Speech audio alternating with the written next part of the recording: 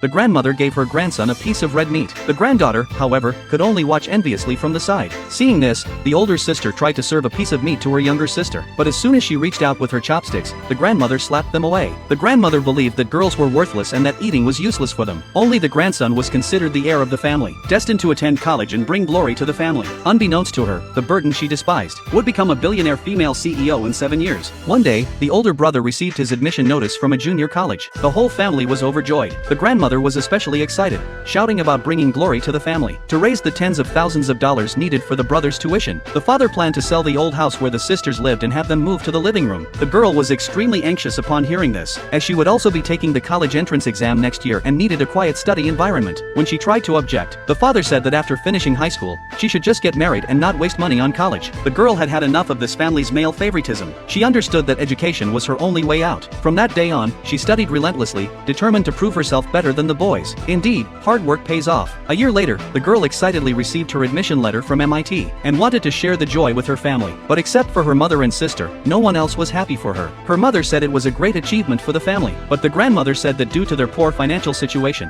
they could only afford to send the brother to college. The brother also agreed. The father said that the local health clinic was hiring nurses and that she should go work there to earn money. The girl refused to work at the clinic, kneeling in front of her father, saying that going to college had always been her dream, and asking for a chance. The father, hearing this, became even more enraged, saying that after raising her all this time, she now dared to rebel. He regretted ever having her. The girl retorted that in this family, her father and grandmother favored boys over girls, only caring about the brother and never valuing her or her sister. Now she no longer needed their support. She would support herself and pay for her own college education. After saying this, the girl turned to leave the house. The grandmother would not let her go easily. To crush her hopes of going to college, the grandmother dragged her into the bedroom, locked the door, and planned to find a suitor for her as soon as possible. The girl was in complete despair. Even the usually weak mother could not stand it this time. She did not want her daughter to follow in her footsteps, so, in the middle of the night, she quietly helped her daughter escape, giving her $200 and urging her to leave quickly. She told her to start a new life and never return. At that moment, the father and grandmother came after them. The mother pushed her daughter into the car with all her strength, but was caught by the grandmother. The girl vowed to succeed and returned to take her mother and sister away. In the following days, the girl worked and studied hard. In her freshman year, she won first place in the International Mathematical Olympiad. Her excellence quickly caught the attention of the chairman of a Fortune 500 company, who immediately signed her on to join the company. 7 years passed in the blink of an eye. The girl, now leading the company to rapid success,